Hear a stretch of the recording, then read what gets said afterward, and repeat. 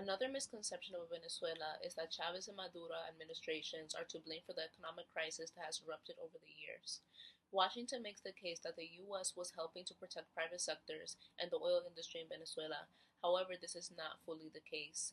The Venezuelan government cannot be criticized without taking into account the role that the U.S., Organization of American States, Saudi Arabia, and its allies have played in sabotaging the Venezuelan government and economy, and using corporate media to blame Venezuela's problems on Chavismo.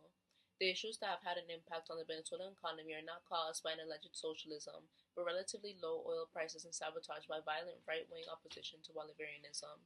In 2014, Saudi Arabia allied with the US and Israel to strategically flood the market with inexpensive oil, which resultantly drove the price of oil down from $110 to $28 per barrel, with the purpose of weakening opponents of said allied countries whose economies are reliant on oil and natural gas exports, such as Venezuela. As a result of this course of action, the Venezuelan state budget has been significantly reduced, which has decimated the economy and has produced a crisis in the funding of Venezuelan social programs, which are in turn vital to the strengthening of the United Socialist Party of Venezuela. Additionally, private companies import the majority of food in Venezuela and ask for subsidized foreign currency from the government of sale in order to accomplish that. Venezuela needs to find another source of income since they can no longer depend on the now cheap oil sales. At the same time, ExxonMobil grants contracts to Guyana for infrastructure, drilling, and storage with the intention of extracting the immense Lisa projects located in maritime territory claimed by Venezuela. The gist of the issues the U.S. has with Venezuela is the fact that it is a socialist, anti-imperialist nation that aspires for economic independence sans intervention.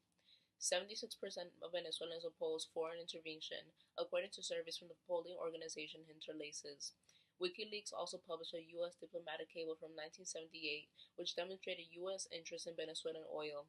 WikiLeaks also published an excerpt from a 1988 declassified cable between the U.S. State Department and the U.S. Embassy in Caracas, titled U.S. Goals, Objectives, and Resource Management for Venezuela, which showed that the main purpose of U.S.-Venezuela relations is to maintain Venezuela as a vital source of U.S. petroleum imports and to continue to pursue a feasible oil price position in the Organization of the Petroleum Exporting Countries, also known as OPEC. In terms of economics, the UN confirmed that poverty rates in Venezuela were cut from 60% before 1998, when Chavez was elected, to less than 30% by 2015, despite economic crises facilitated by rapidly declining oil prices. Moreover, healthcare became socialized and available to all through the Barrio Adentro program under the Bolivarian Revolution. As a result, health and life expectancy rates have risen. In June 2017, Maduro approved close to $19 million in funding for emergency services due to Tropical Storm Brett. Additionally, in 2016, Venezuela implemented new electricity saving mechanisms in response to severe drought that significantly reduced the generating capacity of the country's hydroelectric dams. The mechanisms were intended to decrease the water levels in the Gray Reservoir, which represents 70% of Venezuela's electricity. Among other measures the Maduro government has taken in order to provide the population, despite ongoing imperialist attacks the U.S. sanctioned that have decimated their country.